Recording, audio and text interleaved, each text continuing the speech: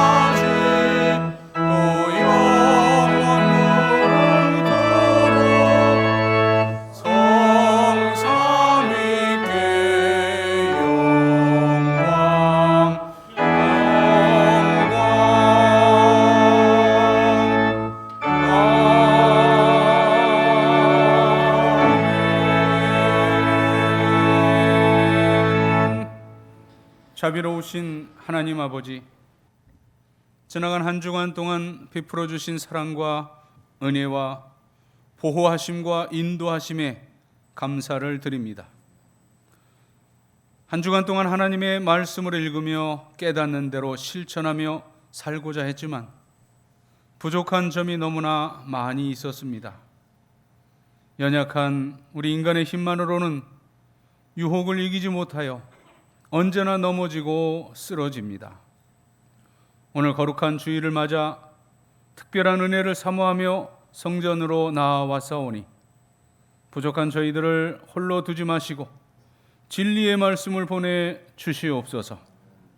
성령님께서 주시는 감동으로 지난 한 주간 풀지 못했던 생의 문제를 해결할 수 있게 하시고 질병으로 고통받던 육신을 강건하게 고쳐 주시옵소서.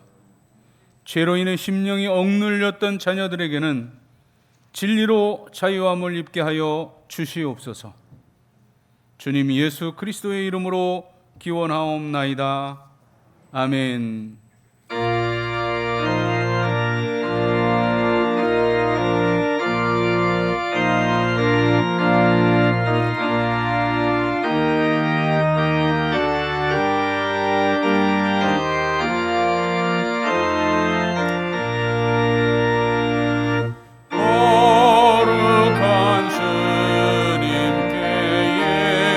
예배를 드리세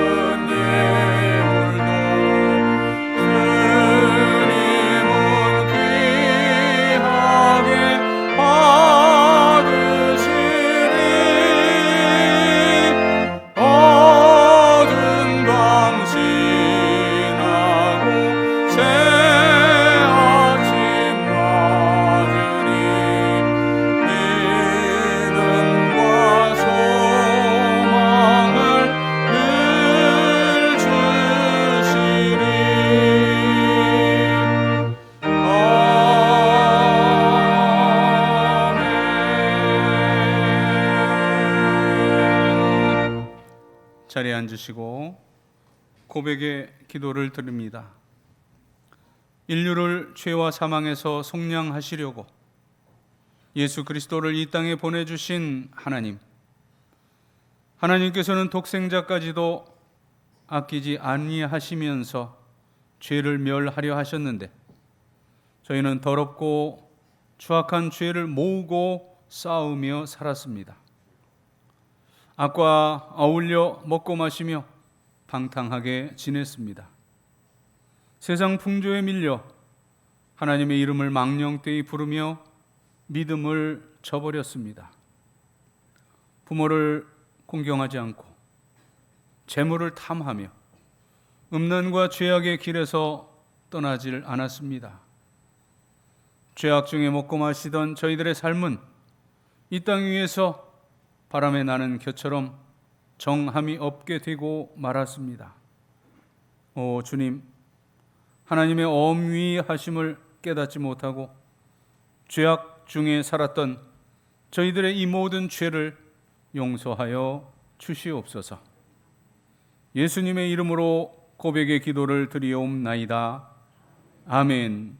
하나님과 나만이 아는 죄와 허물을 고백하며 참회의 기도를 계속 드립니다.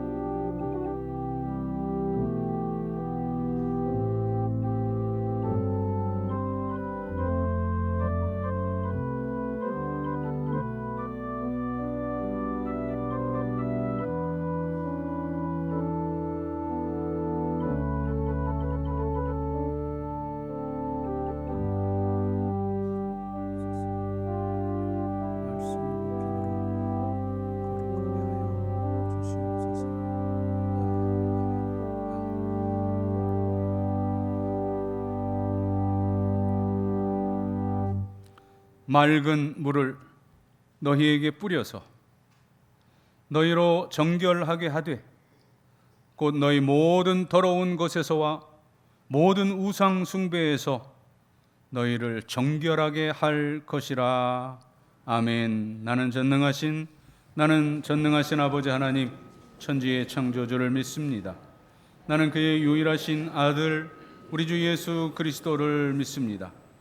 그는 성령으로 잉태되어 동정녀 마리아에게서 나시고 본디오 빌라도에게 고난을 받아 십자가에 못 박혀 죽으시고 장사된 지 사흘 만에 죽은 자 가운데서 다시 살아나셨으며 하늘에 오르시어 전능하신 아버지 하나님 우편에 앉아 계시다가 거기로부터 살아있는 자와 죽은 자를 심판하러 오십니다. 나는 성령을 믿으며 거룩한 공교회와 성도의 교제와 죄를 용서받는 것과 몸의 부활과 영생을 믿습니다. 아멘. 자리에 일어나시고 교동문 1번, 이번 주부터 다시금 교동문 1번부터 교독을 하십니다. 오늘 시편 1편의 성시를 교독합니다. 복 있는 사람은 악인들의 꾀를 따르지 아니하며 죄인의 길에 서지 아니하며 오직 여호와의 율법을 즐거워하여 그는 시냇가에 심은 나무가 철을 따라 열매를 맺으며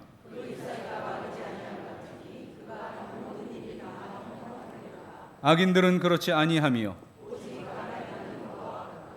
그러므로 악인들은 심판을 견디지 못하며 다같이 무릇 의인들의 길은 여호와께서 인정하시나 악인들의 길은 망하리로다. 아멘.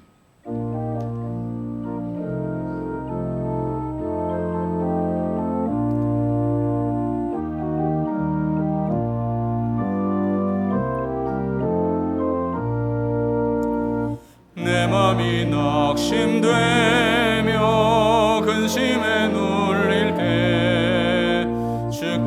내게 오사 위로해 주시네. 가는 길 캄캄하고 괴로움 많으나 주께서 함께하며 내 짐을 지시네. 그 은혜가 내게 족하네. 그 은혜가 족하네. 이 괴로운 세상 지날 때 그 은혜가 족하네. 희망이 가득해지고 친구 날 버릴 때 주 내게 속삭이며 새 희망 주시네. 싸움이 맹렬하여 두려워 떨 때에 승리의 왕이 되신 주 음성 들리네. 그 은혜가 내게 족하네. 그 은혜가 족하네.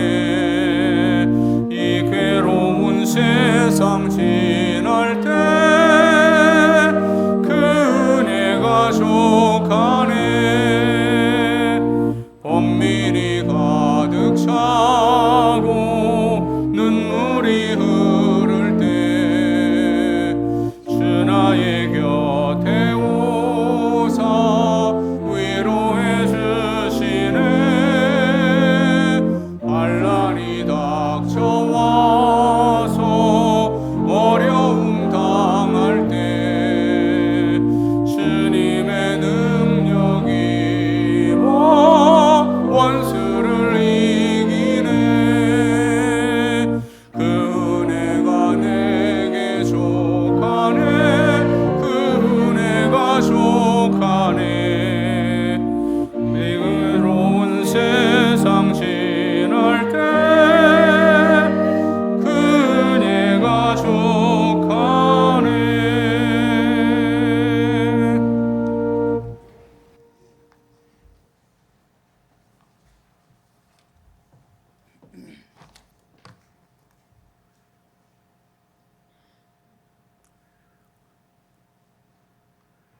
긍휼이 많으시고 은혜로우시며 노하기를 더디하시고 인자가 풍부하신 하나님, 오늘도 거룩한 주일을 맞아 우리 죄를 속량하기 위하여 하나뿐인 독생자를 제물로 내어주신 하나님 아버지의 그 크신 사랑과 아버지의 뜻을 쫓아 기꺼이 십자가로 나아가신 주 예수 그리스도의 보혈의 은혜만을 힘입어 주 앞에 나아왔습니다.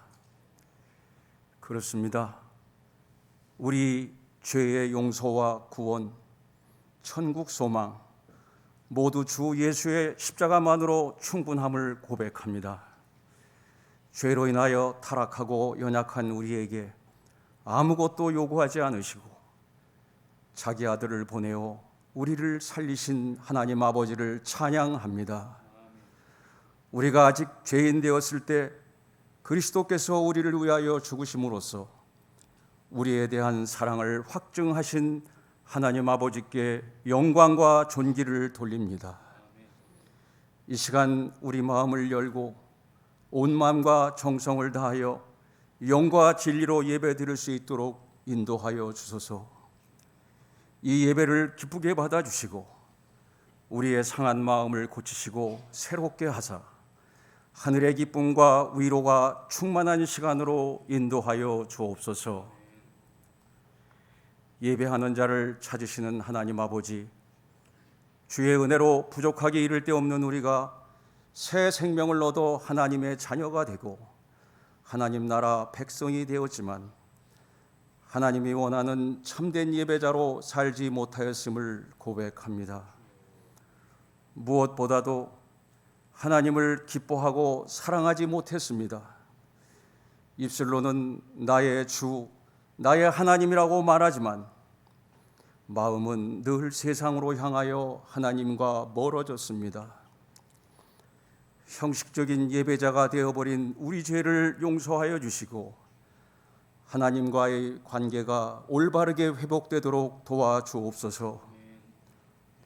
우리 안에 우상들을 버리고 처음 믿었던 은혜의 자리, 성령을 물붓듯이 부어주셨던 그 자리로 돌아가 하나님이 찾으시는 참된 예배자로 다시 서게 하소서. 우리 영소교회가 이렇게 변화된 신실한 그리스도인들로 가득 찬 진정 하나님 마음에 합한 교회로 창립 70주년을 맞이하게 하옵소서. 이 시간도 하나님께서 귀히 쓰시는 남상국 목사를 통하여 주의 말씀을 듣습니다. 말씀을 대언하는 주의 종을 성령의 장중에 붙들어 주시고 우리의 마음을 활짝 열어 주옵소서. 죄로 인해 더럽혀진 우리 생각과 판단을 버리고 말씀을 온전히 받아먹어 신령한 양식으로 배부르게 하옵소서. 선포되는 주의 말씀에 아멘으로 화답하고 힘써 실천하여 더 큰 은혜를 경험하게 하옵소서.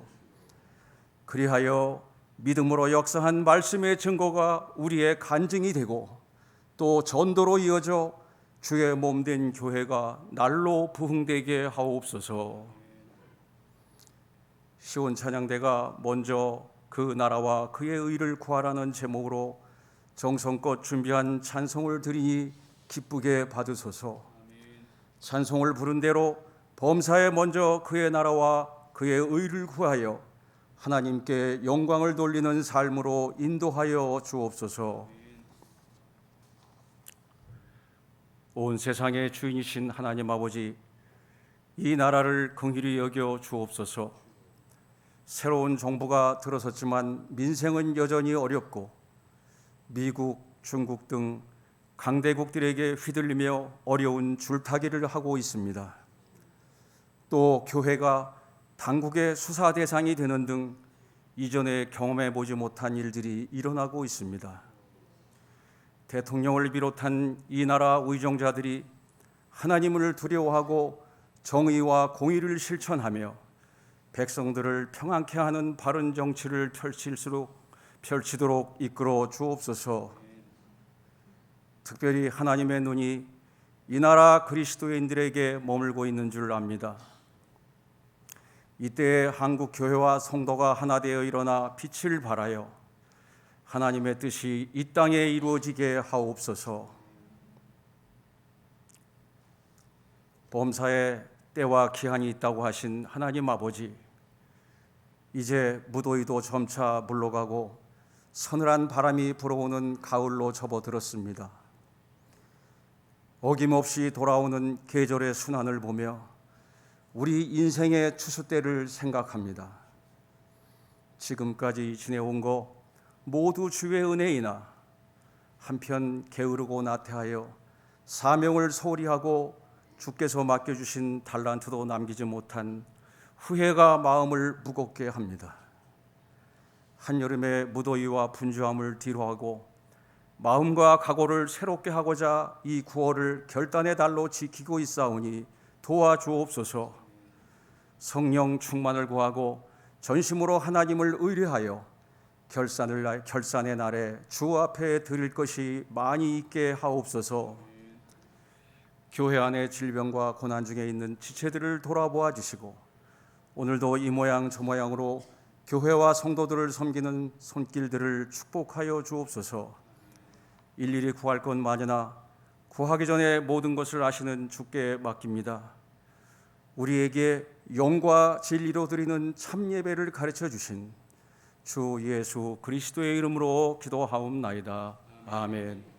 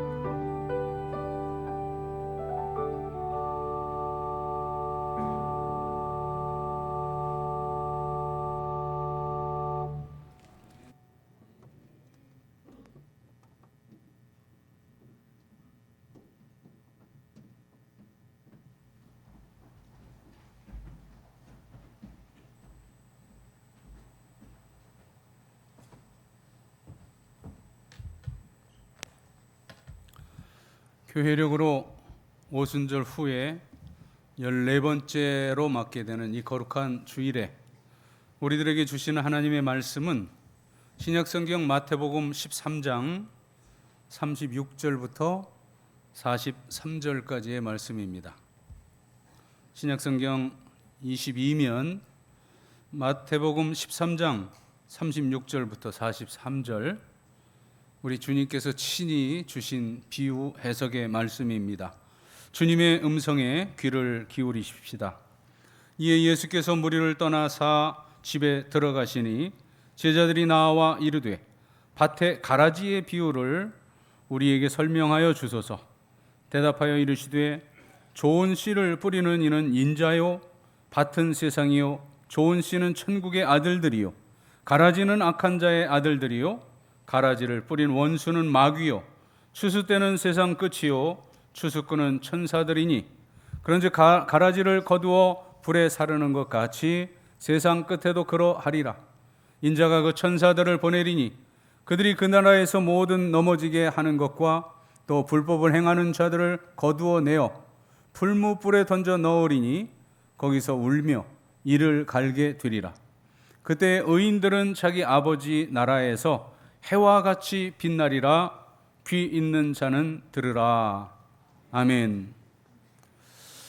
봉독한 이 말씀은 앞부분에 있는 24절부터 30절, 이제 예수께서 친히 말씀해 주신 가라지 비유에 대해서 주님 자신이 직접 해석해 주시는 그러한 해설이요 설명입니다.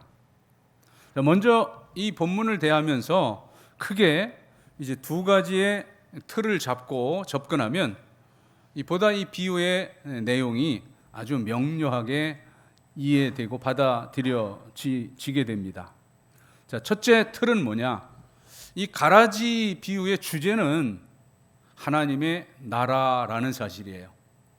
자, 그러나 이 가라지 비유만이 아니라 주께서 주신 모든 비유, 씨 뿌리는 비유든 또는 탕자의 비유, 또 본문 이후 44절부터 이어지는 밭에 감추어진 보화, 또 좋은 진주, 그물 비유, 또 저 뒤쪽에 나타나는 이제 말세, 종말을 준비하는 태도인 지혜로운 미련한 그 열처녀, 그리고 달란트 비유 등등 주님께서 베풀어 주신 모든 비유는 모두가 다 예외 없이 그 주제가 천국, 하나님 나라입니다.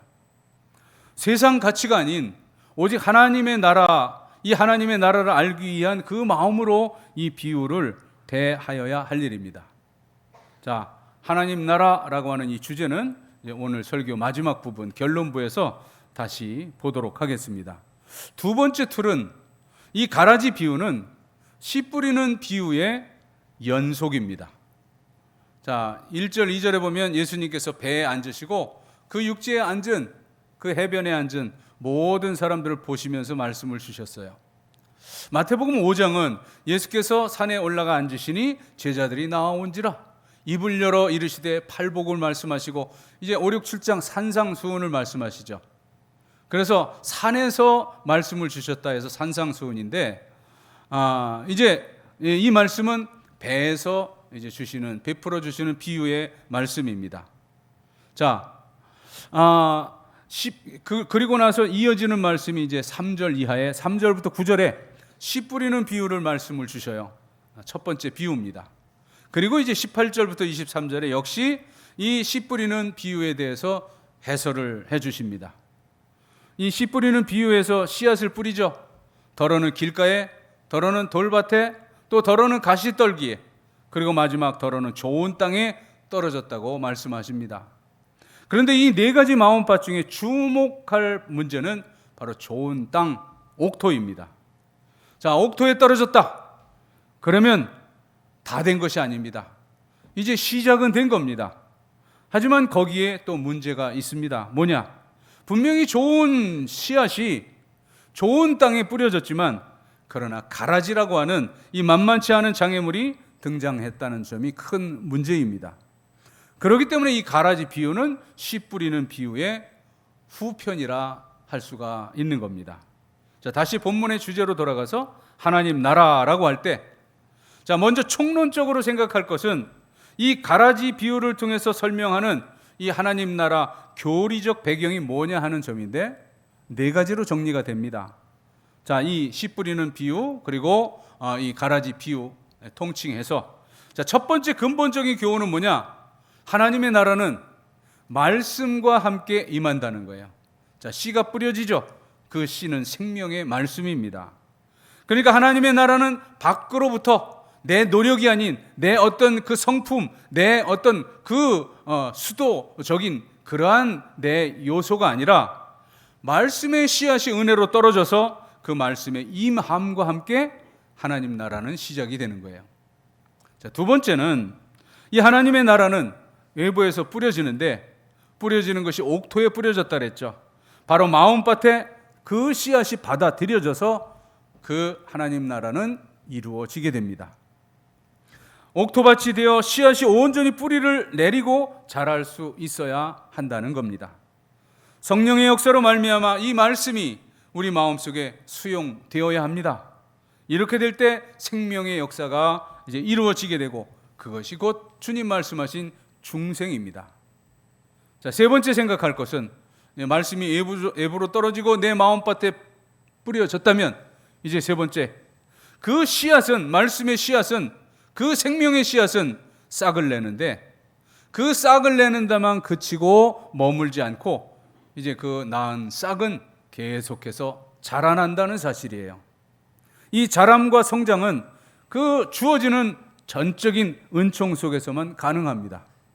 우리의 신앙, 이 하나님의 나라도 이와 같은 과정을 통해서 자라나고 성장합니다. 전적인 은혜로 아주 보이지 않게 조금씩 성장하지만, 그러나 이제 후에 보면 그 인격이 신앙 인격이요, 그리고 신앙적 그러한 그 존재로 성장해 있습니다. 자, 그러나 이 성장과 자람, 이것이 영원히 지속되는 것이 아니라 추수 때까지만 자라나고 성장한다는 겁니다. 자, 마지막 네 번째 단계입니다. 자라야 할 그 기한이 다 차게 되면 이제는 그 열매를 추수하는 겁니다. 이것이 마지막 하나님 나라 완성의 단계입니다. 자, 뜨거운 긴 여름, 정말 그 땡볕에 여름날 충실하게 자라면 아주 크고 좋은 열매로 맺어질 것이고, 잘못 자라났다면 이제 보잘것없이 작은 것으로 맺는, 이것이 종말적 심판입니다. 자, 이 네 단계를 이제 우리 교리로 우리가 아는 그러한 그 구원과 거듭남과 그 성화와 영화의 교리로 이렇게 정리하면 이렇습니다. 하나님 나라는 예수 그리스도께서 이 땅에 오심으로, 이 세상에 오심으로 시작이 이미 되었습니다. 그리고 교회와 함께 이 복음 전파와 함께 더불어서 확장이 되어 나가고, 그리고 마지막 때 주님이 오시는 주님의 재림과 함께 하나님 나라 천국은 완성이 됩니다. 이것이 신학적 의미에서 하나님 나라 과정인 것입니다. 자, 오늘 본문, 이제 여기에 보면 씨와 그 알곡과 더불어서 이제 가라지를 말씀하고 계시지만, 이 가라지는 이건 주변 존재입니다. 말씀하시고, 그리고 또 그 하시고자 하는 초점은 바로 알곡에 있습니다. 그러므로 이 비유는 알곡의 중심을 두고 생각할 것이지, 뭐 가라지가 어디로부터 왔느냐, 마귀가 그 악한 것을 뿌렸다, 그 가라지다라고 말하지만 그 가라지에 대해서 집중할 필요는 없다, 그 말입니다. 자, 오늘 본문을 깊이 생각해 보면 이 가라지가 곡식과 함께 자란다는 거죠. 이 세상에 알곡과 가라지가 함께 뿌려져서 계속 같이 자라납니다. 마지막 날까지. 이 선과 악이 함께 한다. 이것이 우리 기독교 역사관입니다. 한편 이 세상의 가치관은 점점 세월이 갈수록 모든 기술과 문명으로 인해 밝아지고 있다고 그렇게 이상적으로 보는 관점이 바로 유토피아니즘입니다. 그러나 이런 낙천적인 세계관에 반해서 이 세상을 악해진다고, 점점점 이제 멸망으로 간다고 부정적으로만 보는 염세적인 세계관이 바로 패시미즘이에요. 그러면 이 두 관점 중에 어느 것이 옳으냐? 두 입장이 서로 자기가 옳다고 주장합니다만, 그러나 우리 기독교의 역사관은 다릅니다. 로마서 13장 12절, 밤이 깊고 낮이 가까웠으니 그러므로 우리가 어두움의 일을 벗고 빛의 갑옷을 입자라고 하는 이 바울의 권면은, 자, 악은 더더욱 악해질 것이고 선은 더더욱 선해지는 바로 극과 극의 양상을 띠게 된다는 말입니다. 그러므로 주님의 재림이 가까울수록 악은 더욱 극렬해지는 반면에 또 하나님의 사람들은 그 속에서 더 진실해지며 바른 신앙을 지켜 나간다는 겁니다. 자, 이처럼 빛과 어두움은 세상 끝날까지 언제나 어디서나 함께한다는 이것이 주안점이에요. 이것은 결코 어두움이 변해서 빛이 된다고, 또 빛이 변해서 어두움이 되겠다는 것이 아니라 처음부터 빛은 빛이에요. 어두움은 어둠이에요. 그 근본 씨앗이 다르고 뿌리가 다릅니다. 그래서 선은 선대로 악은 악대로 공존하는 이것이 성경이 말씀하는 역사관입니다. 악한 자는 점점 더 악해져서 마침내 자기 악을 드러낼 수밖에 없어요. 아무리 위선을 부리면서 선한 척 해도 소용없습니다. 반면에 하나님의 사람은 어디까지나 그 끝날까지 하나님의 사람이에요. 비록 세상이 볼 때 미약하고 비실비실한 것 같아도 그러나 근본적인 그 뿌리와 종자가 다릅니다. 이것이 성경이 말씀하는 기독교의 역사관입니다. 자, 그런데 이 말씀에 주어진 대로 이 알곡과 가라지가 함께 자라나기 때문에 그 구별하기가 쉽지 않습니다. 저는 농촌에서 나고 자라났기 때문에 그 어릴 때 시골에서 이렇게 자라날 때 보면 벼를 심을 때 여긴 가라지로 통칭했지만 벼와 함께 자라나는 것은 피라고 말하는 거 있죠. 돌피가 그 벼와 함께 자라나고, 조를 심을 땐 바로 이 어르신들이 가라지라고 표현하더라고요. 자, 그런데 이것이 이 피와 가라지 그리고 그 알곡을 맺는 벼와 그 돛대는 다릅니다. 이것이 아주 구별하기가 힘들고, 오히려 쑥쑥 웃자라는 것은 오히려 돌피와 가라지가 훨씬 더 잘 자라납니다. 자라는 동안 그걸 구별할 수 있는 길은 뿌리를 보아야 아는데, 자, 벼의 뿌리는 좀 붉은 빛이 있어요.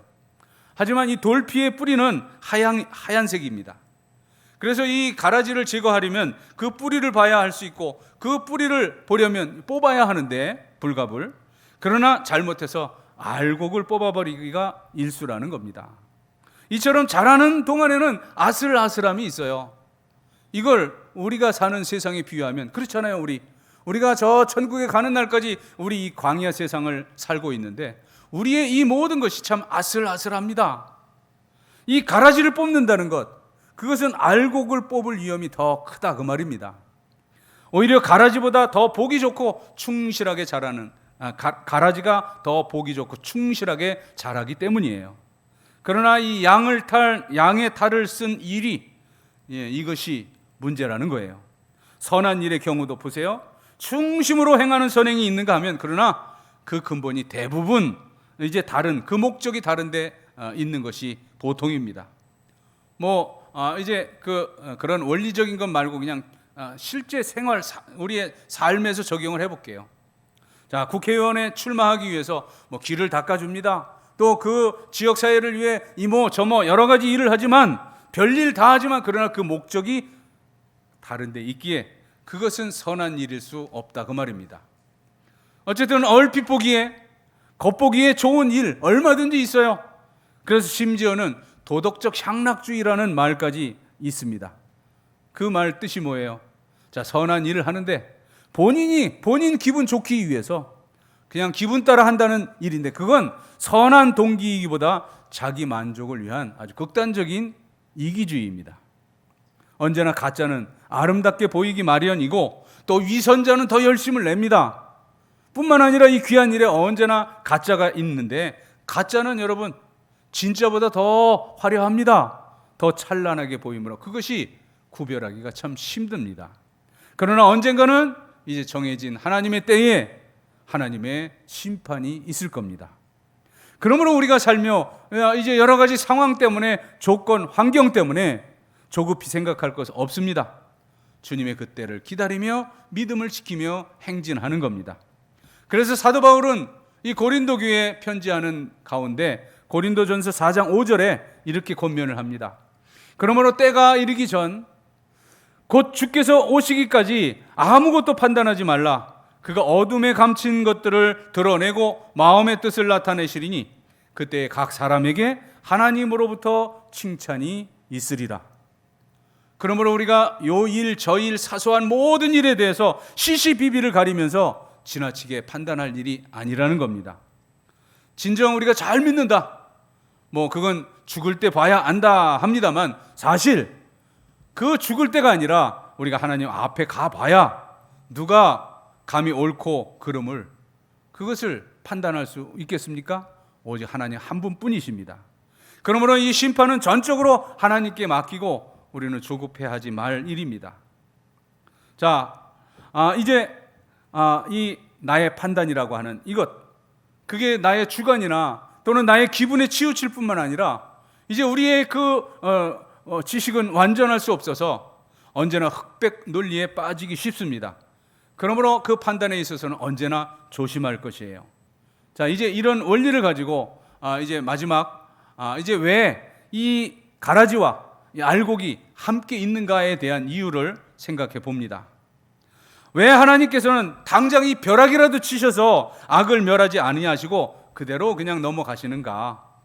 아마도 그 모든 악에 대해서 바로 벼락을 쳐서 이제 징계하신다면 정말 살아남을 사람이 하나도 없을 거예요.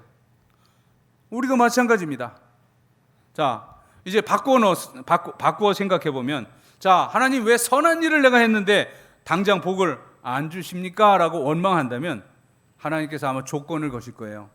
그래, 네가 선한 일을 하자마자 내가 복을 주마. 대신 악을 행하면 당장 벼락이다. 여러분, 이렇게 나오신다면 어떻게 될 것 같아요? 우리는 다 아마 다 죽어서 지옥행일 거예요. 자, 이렇게 잠깐 복 받는 것 연기해 주시는 그 편이 훨씬 우리에게 유익입니다. 미련하고 둔한 듯 이제 그 하나님의 때 주님의 재림을 기다리면서 살아가노라면 언젠가 주님의 그 마지막 심판이 임할 때 행한 바 복을, 그 모든 상을 우리가 다 받을 것이에요. 그러므로 마구 서두르고 원망할 일이 아니라는 거예요. 이 알곡과 가라지가 공존하는 이유는 어디까지나 알곡된 하나님의 선택하신 저와 여러분을 사랑하시기 때문이에요.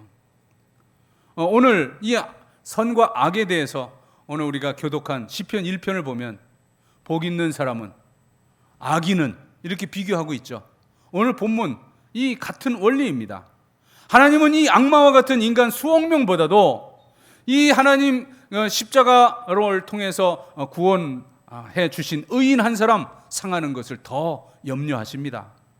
그래서 실제 비유가 되는 앞에 있는 그 가라지 비유 29절에 이렇게 말씀해요. 주인이 이르되 가만두어라. 가라지를 뽑다가 곡식까지 뽑을까 염려하노라.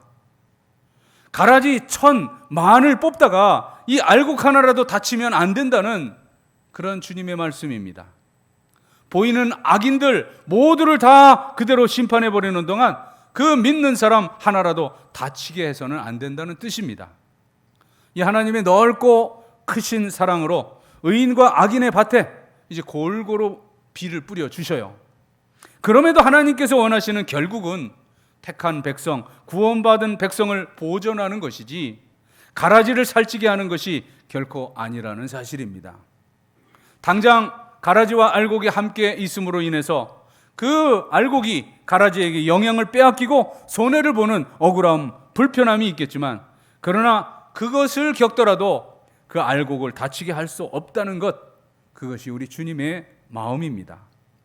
그리고 다음으로 생각할 마지막 부분은 이 과정을 통해서 하나님은 의인된 우리를 연단하신다는 사실이에요. 물론 가라지와 함께 한다는 것 괴롭고 어렵습니다. 하지만 이것은 유익한 면으로 받아들여야 하는 신앙이 우리에게 요구됩니다. 자, 가라지와 같은 그 악한 사람들 틈바구니에 살아가기 때문에 오히려 우리가 순수하게 믿음을 지켜나갈 수 있고, 이 환난 가운데 강하게 되고 참된 지혜를 배우게 된다는 사실입니다. 이 속에서 가라지와 함께 살면서 지혜로워지고 오히려 더 성장한다는 사실이에요. 그리고 마지막 때 하나님의 때에 하나님의 추수가 임합니다. 자, 이것은 종말적이기도 하고 현재적이기도 합니다. 이 추수기가 되면 알곡은 축 고개를 숙이지만 이 가라지는 빳빳하게 고개를 듭니다. 자, 교만하게 그 들고 있는 그 가라지의 빳빳한 고개가 이제는 잘라버리기에 아주 수월해진 것으로 결정적인 이 시간이 이르면 이처럼 다 드러나게 된다는 겁니다. 그래서 주님 앞에 서게 되면 누가 천국, 지옥 이렇게 구분해서가 아니라 이 가라지 아기는 마땅히 이제 잘려 지옥으로 떨어지게 불살라지게 된다는 말씀이에요. 자, 이 마지막 모습이 드러나고 그 열매가 다르기에 이제는 함께 더 거할 수 없는 이것이 마지막 종말적 심판입니다. 그러므로 이제 우리는 서두르지 말 것이고 불평하지도 말 것이고 우리가 당한 그 형편대로 인내하며 바르게 저 천국까지 성장해 나가야 할 것입니다.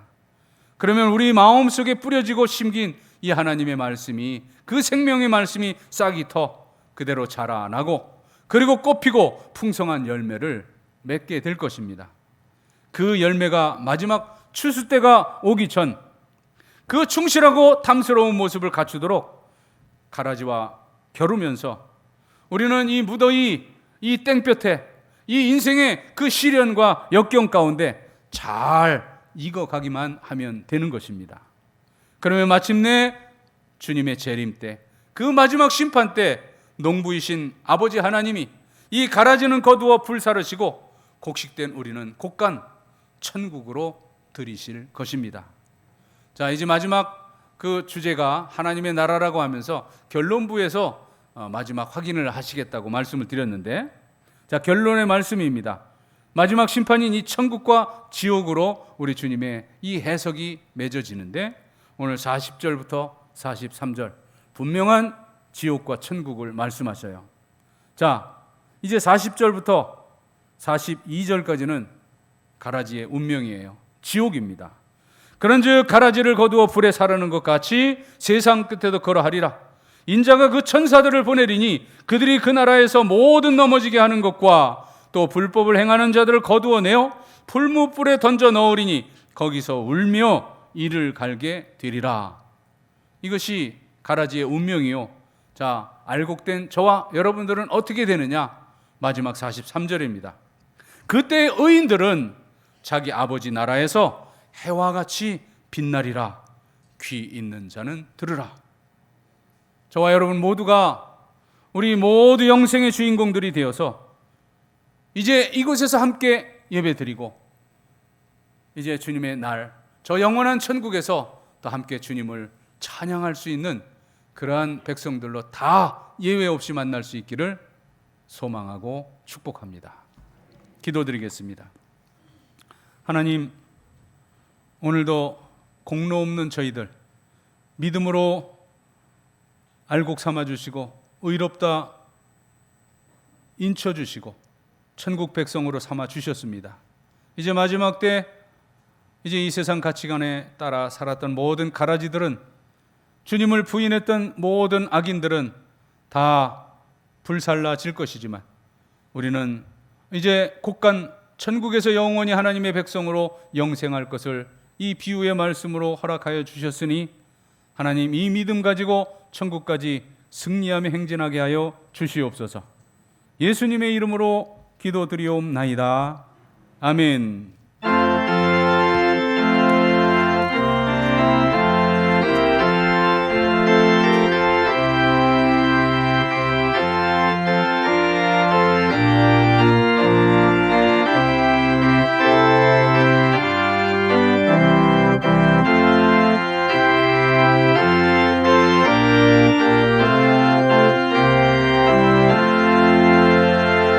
주 사랑하리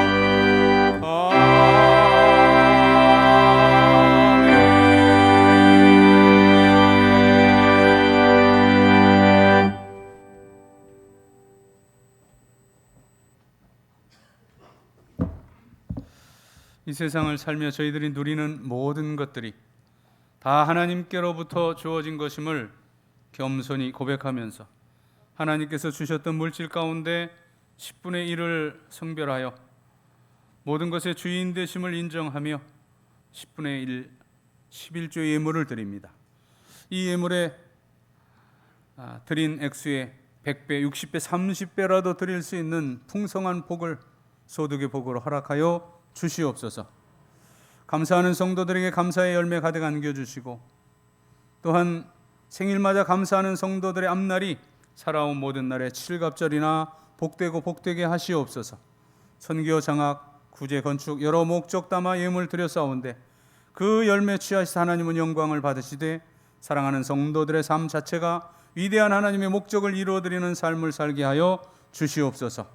이모저모 흩어져 있는 영서의 모든 식구들 어디 있든지 동일한 은혜 가운데 살게 하시며 군문에 있는 귀한 아들들 눈동자같이 지켜주시고 모든 고통하는 환우들 주의 권능의 손으로 만져주시고 창조의 원형으로 회복시켜 주시옵소서. 수험생들 대학의 문, 우리 젊은이들 취업과 진로 또 결혼 태의 문을 열어주셔서 아름답게 번성해가는 신앙의 명가들이 되도록 인도하여 주시고 세워주시고 사용하여 주시옵소서. 가정 원하는 기도의 제목들 소망들 아름다운 열매로 풍성히 맺어져 우리를 바라보는 세상의 모든 불신의 사람들이 나와 내 가정 내 가문과 함께 하시는 살아계신 하나님을 발견하고 주께로 오게 할 수 있는 주께로 돌이키게 할 수 있는 그러한 신앙 명가들로 세워 주시옵소서. 감사드리며 축복하오며 예수님의 이름으로 봉헌의 기도를 드리옵나이다. 아멘.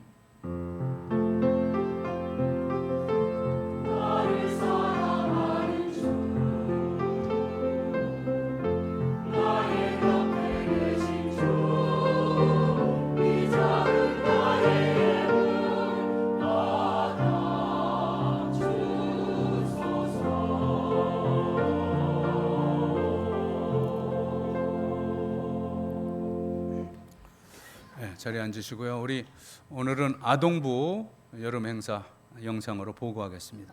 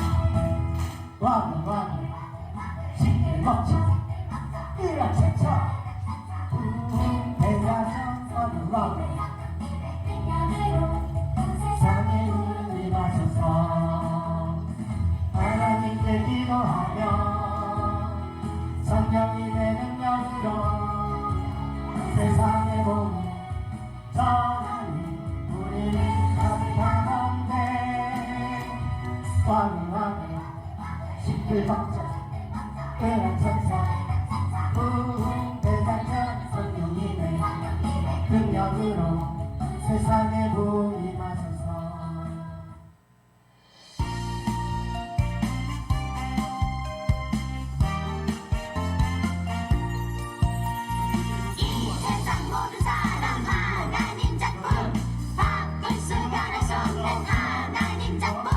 하나님 형상대로 만드신 작품 소중한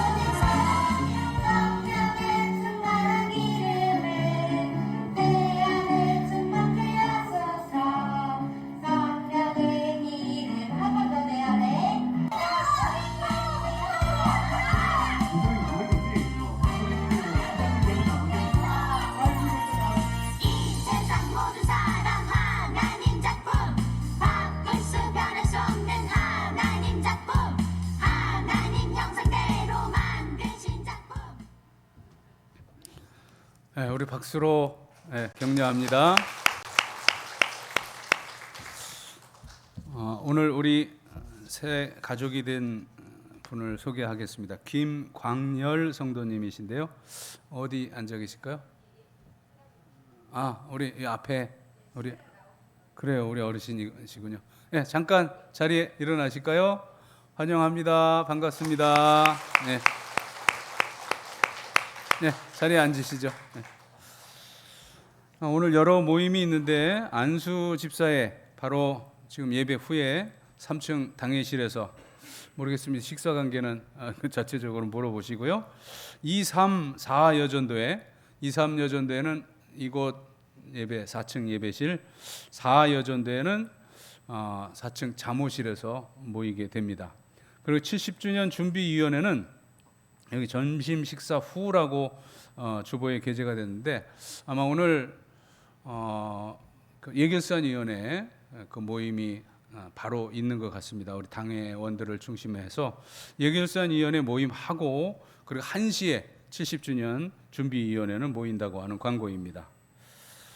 그리고 금요기도회 이번 주간은 우리 교육부 주관으로 금요기도회가 진행되고요. 우리 추모공원 벌초가 보니까 지난주, 이번 주간, 다음 주간도 그렇고 계속해서 우리 모든 예배위원들, 묘지위원들도 그렇고 다 일들이 있더라고요. 그래서 마지막 주에는 우리 결혼식이 또 있는데 마침 결혼식이 저녁 시간이라 그럼 그날 여러분이 참석을 하기 때문에 그날 벌초를 하자 이렇게 지난 당회에서 얘기가 돼서 이번 27일 토요일 아침 6시 30분에 가서 벌초를 잘 마치고 와서 이제 저녁 시간에 우리 결혼식에 2부 순서로 참여하겠습니다. 우리 홍성진 군, 우리 홍현모 집사, 이미성 권사 장남인 홍성진 군과 배사라양, 우리 배용관 집사 차녀인 배사라양, 우리 뭐 아이들 용어로는 CC라고 하는데 우리 교회 커플이 또 새롭게 탄생을 합니다. 9월 27일 오후 6시 20분 더 링크 호텔, 신도림에 있는 링크 호텔 서울점 7층 화이트홀에서 결혼식이 있게 됩니다. 많이 축복하시고 참여하시길 바랍니다. 1만 번 성경 읽기 1595번째 우리 유순남 권사님 사독하시고 이름 올리셨습니다. 여러분 이름도 다 올리시길 바라고요. 우리 김영환 권사님 둘째 딸 손경희 집사님과 손자인 영찬군 우리 함께 우리 친정교회 와서 예배드리고 있는데 우리 두 모자 잠깐 자리에 일어나실까요? 그 자리에 일어나시고 우리 박수로 환영합니다. 반갑습니다. 자, 우리 다 같이 자리에서 일어나셔서 우리 서로 교제하겠습니다. 주의 사랑으로 사랑합니다. 주의 사랑으로 사랑합니다. 영제 안에서 주의 영광을 보며 주의 사랑으로 사랑합니다.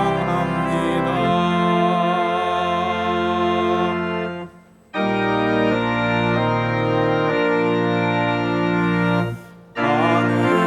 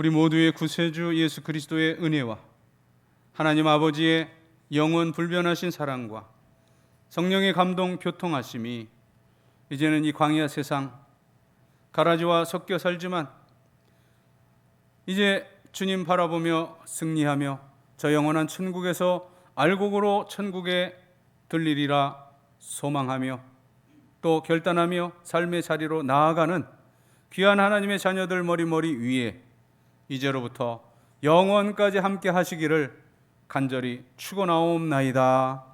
아멘.